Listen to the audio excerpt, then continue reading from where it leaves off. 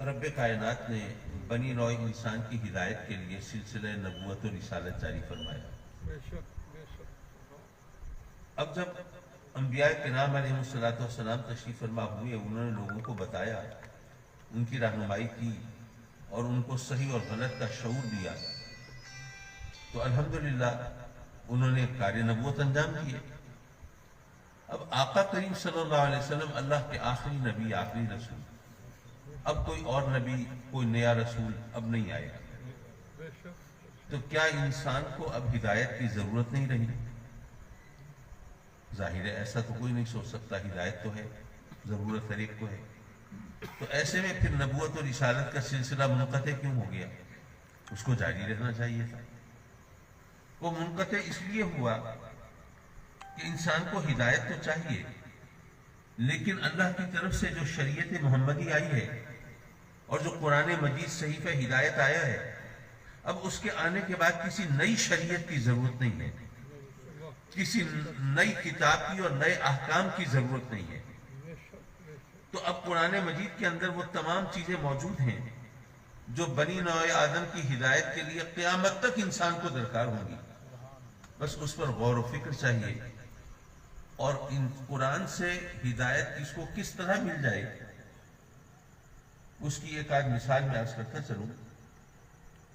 ابھی ریسنٹلی میرے پاس ایک پوسٹ آئی، تو وہ ایک شخص جو کہ ایک نامور شخص ہے یورپ میں، اس نے اسلام قبول کیا اور وہ بتا رہا ہے کہ میں نے اسلام کیسے قبول کیا۔ وہ بتا رہا ہے کہ میں کہنے کو ایک کرسچن گھر میں پیدا ہوا، لیکن میں ایتھسٹ تھا، یعنی ملحد تھا، دین مذہب سے میرا کوئی تعلق نہیں تھا، بلکہ جو لوگ اللہ کو ماننے والے دین مذہب کے پیروکار، میں ان کا مذاق اڑاتا تھا، ان سے بحث مباحثے کرتا تھا اور اپنے دلائل سے ان کو چت بھی کر دیتا تھا۔ یونیورسٹی میں پروفیسر تھا۔ ایک دن میں جب یونیورسٹی آیا تو میں نے دیکھا کہ میری ٹیبل پہ قرآن مجید کا ایک کاپی رکھی ہوئی ہے، نسخہ رکھا ہوا ہے۔ اب ظاہر ہے کہ وہ عربی تو نہیں جانتا تھا، تو اس لیے وہاں پر رکھنے والے نے انگلش ٹرانسلیشن رکھی تھی۔ کہنے لگا وہ دیکھ کے میں نے برا سا منہ بنایا کہ لوگ اس طرح خواہ آ جاتے ہیں، وقت بھی ضائع کرتے ہیں، اپنا بھی ہمارا بھی سرمایہ بھی ضائع کرتے ہیں۔ میں نے قرآن کو ایک طرف رکھ دیا، نہیں پڑھا۔ چند دنوں کے بعد اتفاق سے میں بیٹھا تھا اپنے آفس میں اور میرے پاس کرنے کو کوئی اور کام نہیں تھا، تو میری نظر پڑی وہ قرآن کے نسخے پر۔ میں نے کہا اچھا چلو دیکھیں تو صحیح، یہ ان کتابوں میں کیا ہوتا ہے، خواہ اتنے لوگ بیوقوف بنے پھرتے ہیں ان کتابوں کو پڑھ پڑھ کے، تو ذرا دیکھیں تو صحیح میں ہوتا کیا ہے، کس طرح یہ لوگوں کو قائل کرتے ہیں۔ تو ایک وہ کریٹیکل اپریسیشن کے طور پر اس نے وہ کتاب اٹھائی، تنقیدی نقطہ نظر سے۔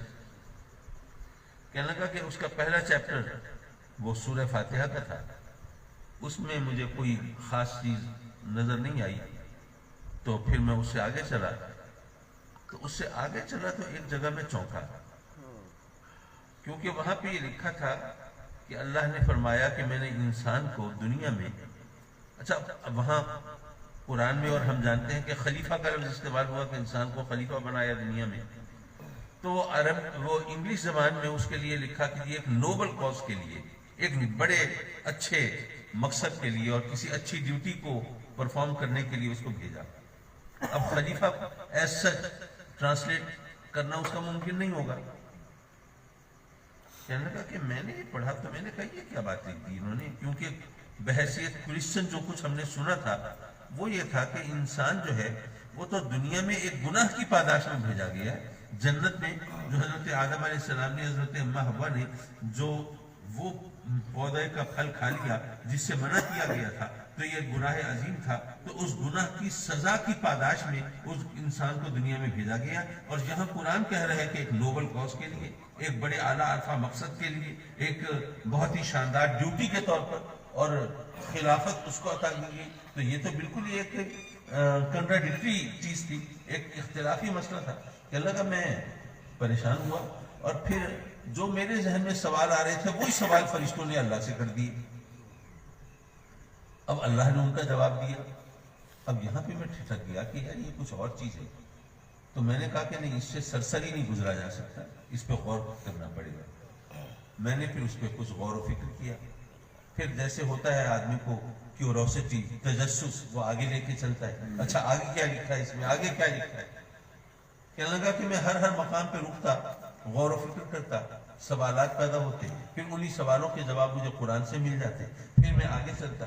رفتہ رفتہ جب میں قرآن پڑھ کے فارغ ہوا تو پھر میں نے کہا کہ نہیں، اب وہ وقت آ گیا ہے کہ مجھے مسلمان ہو جانا. سبحان اللہ.